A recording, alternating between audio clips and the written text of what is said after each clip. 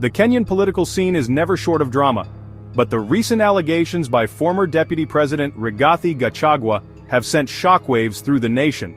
Gachagua has accused none other than President William Ruto of offering him a staggering 2 billion shillings to resign. Yes, you heard that right, 2 billion shillings. This bombshell was dropped during an interview, leaving Kenyans reeling and demanding answers. Gachagua claims that Ruto promised him a comfortable life after resignation. Security, a hefty salary, and even a future opportunity to run for office were all part of the alleged deal. It's a claim that has shaken the very foundations of Kenyan politics, raising questions about integrity and transparency at the highest levels of government. This is not just another political squabble, it strikes at the heart of public trust. If true, it paints a picture of a leader willing to use vast sums of money to silence a political opponent. The audacity of the alleged offer, 2 billion shillings, is simply mind-boggling. It's a slap in the face to ordinary Kenyans struggling to make ends meet. The big question on everyone's mind is why? Why would Ruto, the man who campaigned on a platform of fighting corruption, allegedly offer such a colossal bribe? What was he trying to hide? These are questions that demand answers, and the Kenyan people deserve to know the truth. Gachagua claims that Ruto's offer came with a catch: complete silence. He was allegedly asked to step away from the political limelight, to disappear quietly into a life of luxury, funded by the very people he was elected to serve. It's a scenario that seems ripped from the pages of a political thriller, yet here it is, playing out in real time in Kenya. One can only imagine the pressure Gachagua must have felt when this alleged offer was made. The sheer amount of money involved is enough to make anyone think twice, but to his credit, Gachagua claims he refused to be bought. He saw through the alleged attempt to silence him, recognizing it for what it allegedly was, an attempt to stifle dissent and maintain a grip on power.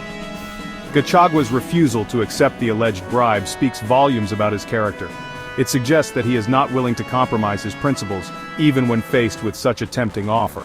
It's a rare quality in today's political landscape where power and money often trump integrity. But his refusal also raises more questions. What did he know? What secrets was he privy to that made him such a liability? And why would Ruto, if the allegations are true, resort to such extreme measures? These are questions that will continue to haunt Kenyan politics until a full and transparent investigation is conducted. Gachagua's allegations go beyond just the alleged bribe offered to him. He also claims that members of parliament were allegedly offered 500,000 shillings each to support his removal. Senators, he claims, were allegedly offered a staggering 10 million shillings. These are serious allegations that strike at the heart of Kenya's democracy. If true, these allegations paint a picture of a government riddled with corruption, where loyalty is bought and sold like a commodity. It suggests that the will of the people can be manipulated with money, that the very foundation of democracy is up for sale to the highest bidder. The alleged amounts involved, while smaller than the alleged offer to Gachagua, are still significant. They represent a blatant attempt to influence elected officials, to subvert the democratic process for personal gain. It is a betrayal of the trust placed in these leaders by the Kenyan people. These allegations, if proven true, could have far-reaching consequences. They could lead to criminal charges, impeachments, and a complete loss of faith in the government. The Kenyan people deserve answers, and they deserve justice.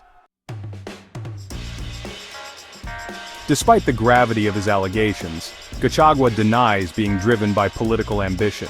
He claims that contesting a political seat is not a necessity for him. It's a bold statement, especially considering the timing of his revelations. Some might view his denial with skepticism. After all, why come forward with such explosive allegations now, if not to reclaim some political capital? Is this a calculated move by Gachagua to position himself as a victim, a champion of the people, unjustly ousted from power?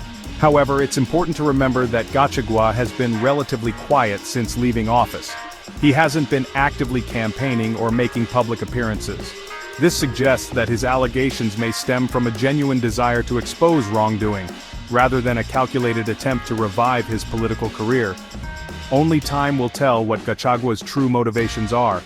But one thing is for sure, his allegations have shaken the Kenyan political landscape to its core.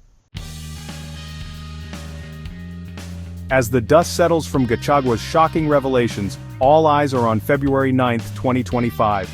This is the day Gachagua has promised to unveil his political roadmap. What does this roadmap entail?